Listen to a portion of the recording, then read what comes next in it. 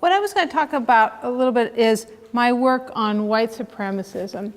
And it has several phases. The first phase, I studied the Ku Klux Klan in the 1920s. So in the United States, the 1920s Ku Klux Klan, which was racist, anti-Semitic, and anti-Catholic primarily, was enormously large. It was maybe as many as 3 to 5 million people is probably a good estimate.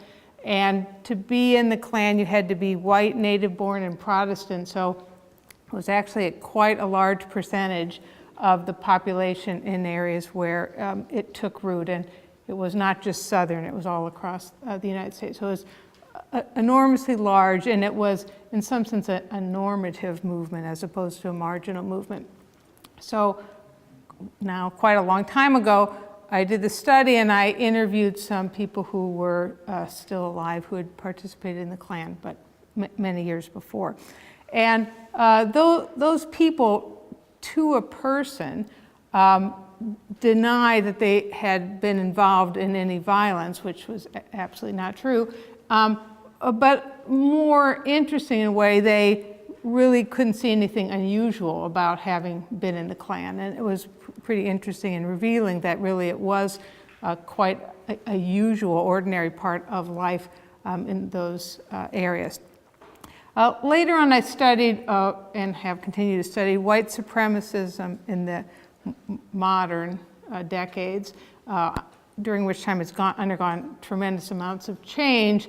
But I define it pretty broadly. So it's racist movements of all kinds, Aryan supremacists, white supremacists, and Klans, skinheads, those kind of folks. And those groups are bound together ideologically, but they're also bound together by extremely eager embrace of violence. So they're not all perpetrators, but they're all wannabe perpetrators. I mean, the goal is to be a perpetrator, even if the actuality is not to be a perpetrator. So culturally, what brings those groups together, and to some extent they're glued together culturally right now more than ideologically, culturally what brings them together is this really sort of suffusion of violence. I mean, not only do they embrace it and glorify it, and that's sort of the agenda and the goal, but it's also the way they live and sort of what keeps people in the group. So there's a tremendous amount of not only violence toward enemies, imagined or real, but there's a lot of sort of self-inflicted violence, violence within the group. So there's sort of a violent bound group. And so those folks don't deny being perpetrators. They embrace being perpetrators. In fact, they exaggerate their life as perpetrators. So what I want to talk about today is sort of 3 or 4 issues that I've been thinking about as I reflect back on this work over now many decades on the racist right. And to think about sort of some limitations that I've noticed in my own work and that might be true more broadly about studies of perpetrator. So 3 of these are sort of conceptual or methodological. And by conceptual, I mean that it seems to me there's a big problem I've noticed in my work on perpetrators that has to do with the relationship between the whole and its parts. So this is sort of a hermeneutic issue. That this kind of work is really easily caught up and trapped in kind of a hermeneutic circle. That is, so just to backtrack a little bit, so the hermeneutic circle is that the meaning of parts is assembled by considering the meaning of a whole. So hermeneutics starts in the analysis of biblical texts, and so you understand any particular part of a text by understanding the whole meaning, but then you also understand the meaning of the whole text by assembling the meanings of the parts. So there's sort of a back and forth between part and whole, and that's really useful if you're studying biblical text, but I think it has some problems that are introduced in studying perpetrators. And so that's the conceptual part I'll talk about. The methodological part is, it seems to me that, thinking about my work here, is that there's a number of invisible to the scholar, meta-narratives that go on that shape a methodological issue in that they really help us find what we're searching for. And I think this kind of work is particularly vulnerable to we're looking for it and therefore we find it kind of methodological problem. And then I want to talk briefly about ethics, which Jeff raised. So the first issue that's a conceptual or methodological issue, it has to do with the issue of agency. And I think this is a particular problem in this kind of work because we don't like perpetrators. That's good, we shouldn't like these people, right? But because we don't like them, I think we read against the grain maybe too much. So it's good to read against the grain, but it really becomes a sort of methodological challenge here. So for example, people in the 1920s Klan all denied any agency. They were, they didn't do anything wrong, they just lived life and that's what life was and so forth. And because they all denied it, I was avidly searching for it, okay? So because they all said that they had nothing to do with this, I spent all my time when I was asking questions and when I was analyzing their transcripts, trying to ferret out the agency that they denied. So that's like too much reading against the grain, right? The opposite happens when you study modern white supremacists. So they're all about agency. They present themselves as very agentic. Everything they did is their intention and their goal. And so the interview and the analysis that follows reads against the grain the other way. So I spent all my time trying to look for the exceptions to that, the way in which they were pulled by leaders, recruited, duped, whatever, okay? So either way, agency is this meta-narrative. So agency is like shaping the analysis, in fact, actually shaping the interview, because we're looking for it when it's denied or not, or looking for its exception when it's asserted. So either way, it seems to me the idea of agency pulls our analytic eye in a preset direction. It becomes a sort of this big thing that we're either looking for or looking to dismiss. And interestingly enough, it really fits uncomfortably with the narrative that these people talk about and how they talk about themselves, right? So for them, agency is a meta-narrative. They're either all about asserting it or all about denying it. And so they are building in a distortion into their narrative interview process.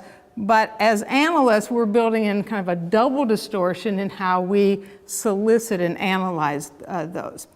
So turning into my sociology hat, what's the problem with that? I think one of the problems with that is because it overshadows all kinds of other interesting questions. So if we're constantly obsessed with agency, there's a whole bunch of questions we really should ask about groups, like social movement kind of questions, like how do they get recruited and what are their networks and so forth, or kind of conflict questions, like people that study gangs think about allegiance and identity and fear and all those kind of things, but we lose track of those because I think, certainly from my perspective, we become obsessed with looking for or looking away from agency. The second sort of meta issue here has to do with danger. And it seems to me, having worked with groups who are really dangerous and all about danger, that is another thing that easily pulls the eye as an analyst. So we're easily drawn, or I am easily drawn, to what stands out against its context. So the things that are irrational and chaotic and conspiratorial, and there's plenty of these things in white supremacism, are the things that really bring your eye into focus. Those are the things that leap out at you. And the problem with leaping out at you is they become easily explanatory. So it's not only that they strike you as extraordinary, but their extraordinariness easily turns into kind of a causal explanation. So looking at danger or extraordinary violence easily swamps every other characteristic of the person that you're studying or the setting or the group. So if we think about white supremacist groups as violent, and I just at the beginning said all these things about how they're violent, it kind of pulls your eye away from all the other things that they are, in addition to being violent. So we should probably be asking questions about where do they get their guns and money? You know, how are they self-sufficient? How do they recruit people? How do they keep them? All those kinds of things. But those get easily swamped because of the danger. You know, also, if you're thinking about settings as dangerous, so if I go in to hang out with these groups, these settings are very dangerous. I mean, they're all about danger. But by being focused on the danger and the fear and all that kinds of stuff, it's easy to lose track of all other characteristics of the settings. For example, is the person I'm talking to, you know, representative of anybody else? You know, what kind of invisible gatekeeping is going on? What kind of ways am I being steered away from some things and towards other things? So again, sort of focusing on danger and violence becomes this meta-narrative. Donatella Della Porta, who's a sociologist of social movements who studied the far left for many years, makes a good argument that perpetrators most of the times are not perpetrating, or violent groups most of the time they're not doing violence, they're doing all other things, and we really need to know all the other things they're doing because if nothing else, that's what sustains the violence. But focusing on the violence is really focusing on a tiny part of what they're doing and a tiny part of what they're about. The third conceptual issue has to do with cause and effect, and this is, again, my sociology part of me, but it seems to me that we're easily led to search for causes in categorical analysis, to kind of impose categories that become causal. So looking at white supremacism, it's very easy to try to slip into trying to identify attributes of the perpetrator or attributes of the group or attributes of the context that then become explanatory for the perpetration. So, for example, actually, whenever I talk about white supremacism in sort of public gatherings, people have in their minds these like categorical understandings of white supremacists that they rigidly believe and believe to be causal. So people, no matter what I explain about my research, they'll say, well, those people are just like haters, and they hate, and that's why they do these bad things. Or they're aimless people looking for identity, and that's why they glom onto these, you know, crazy groups and become, you know, skinheads or something. But, you know, it turns out that's not really true. But those kind of categorical that kind of categorical analysis is very appealing, and not just to audiences of people I talk to, but it's appealing to me. You know, it's very easy to try to identify things that seem to be causal, and the problem with that is that we lose track of the fact that those are also effects, not just causes. So, for example, white supremacism today, you could say, well, people are, you know, haters, racists, and so forth, and that's certainly true, but actually if you step back in time a little bit, you find out lots of the people that joined these groups weren't particular haters. They were kind of like your average amount of white person racist before they got in the group, and it's really by being in the group that they developed this really virulent hatred, this sort of elaborated racism, and it's certainly by being in the group that they become anti-Semitic. It turns out they're not particularly anti-Semitic before they join the group. Anti-Semitism in the United States in that sense is very low. So the whole conspiratorial anti-Jewish stuff that they develop that makes them, you know, want to go blow up places where they perceive Jews to be, that's really a product of the group. But you know, so their hatred's an example of something that's easy to glom onto to identify as a cause categorically, but really is probably better thought of as an effect. But the other thing I want to talk about, and Jeff raised it, and I think this is a really complicated issue that I only am beginning to try to think about and get a handle on, are issues of ethics. And I've become really interested in ethics as it pertains to studying white supremacists for some time, and have done some work in ethics now. And it seems to me, at least as far as I can figure out, that ethics is pretty thinly developed when it comes to research. You know, so we really tried to get into ethics. It's pretty well developed in bioethics and a few other areas. It's really not very well developed in research. And so probably any like ethical paragraph we only read as an undergraduate textbook, it's about that development to the present. You know, there's not a great strength. So I think that studying perpetrators gives us kind of a ledge on which to try to develop ethics better. And one of the things I'm thinking about now is that one of the problems we face is that the framework for how we think about ethics, I think, and this is a bit tenuous, is really still based in a risk-benefit calculus, which is actually a pretty simplistic way to think about ethics if you get down to it. So the framework for how we decide whether something research is ethics is really, does the benefit, the presumed benefit, outweigh the risk? It's really based on that. And so let's just separate them, the risk. So generally, risk is still seen as something that's borne by the person that's being studied, okay? Secondarily, maybe to the researcher in a dangerous situation, but mostly by the person you're studying. So you don't want to do stuff that endangers your respondents or the people you study. You don't want to get them in trouble. All that kind of stuff comes up with risk. So if you're studying white supremacism, that's a little muddied. Well, you know, we don't want to get them in trouble, but like if they got in trouble, would that really be the worst thing? And, you know, so all the kinds of things that people were talking about before. So when it comes to studying perpetrators, we don't want them to have risk, but maybe some risk wouldn't be too bad. However, I think that there's that shadows us from thinking about harder issues.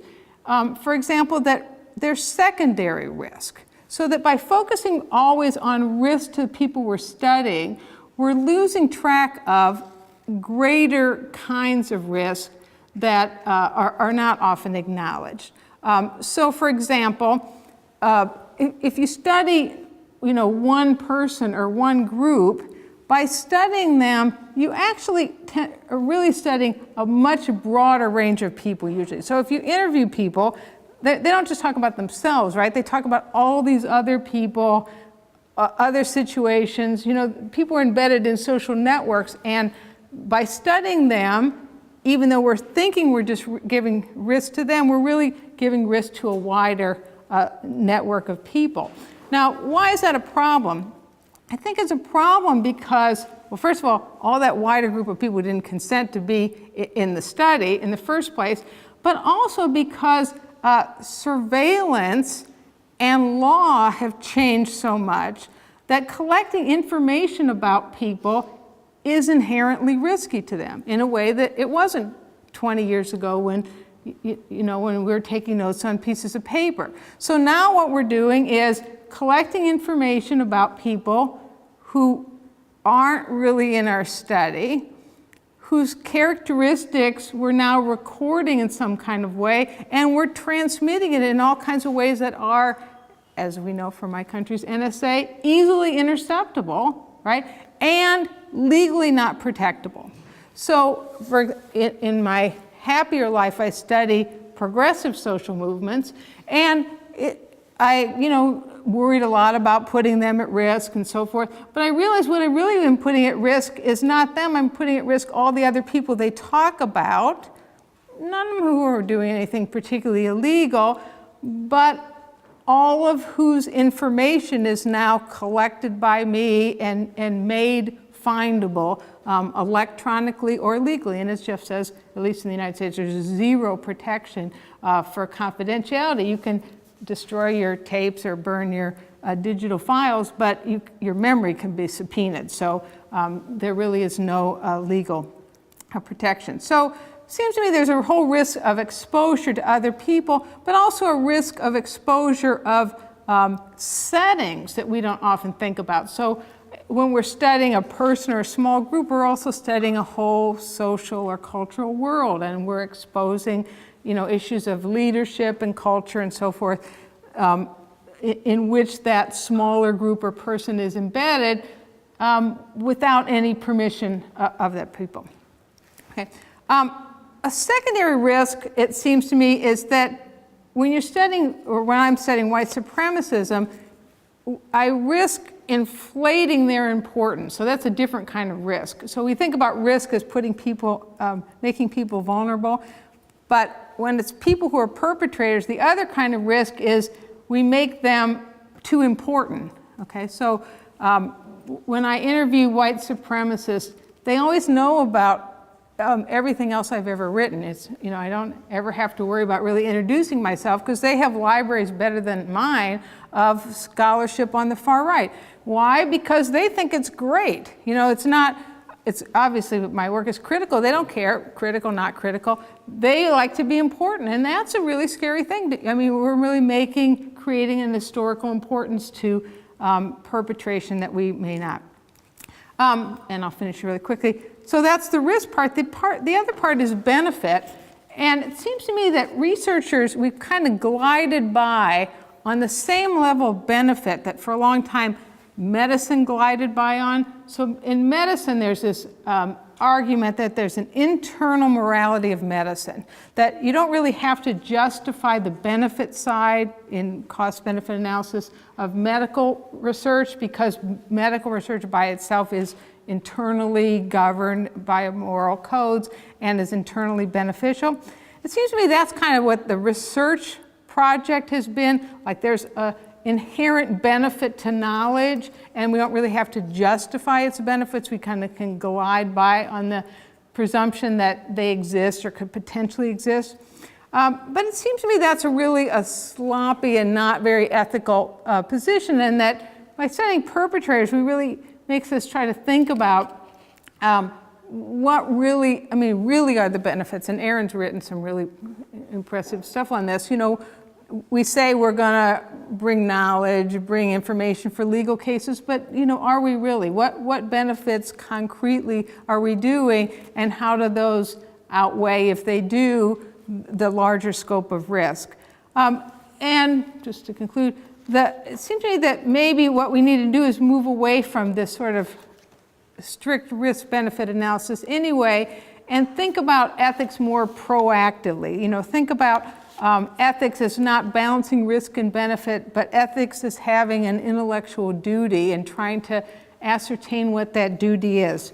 That it's the duty to know all the possible outflows, all the possible consequences, positive or negative, in the broadest sense, not just for the people we study, but for their larger communities and for the communities to which we're responsible.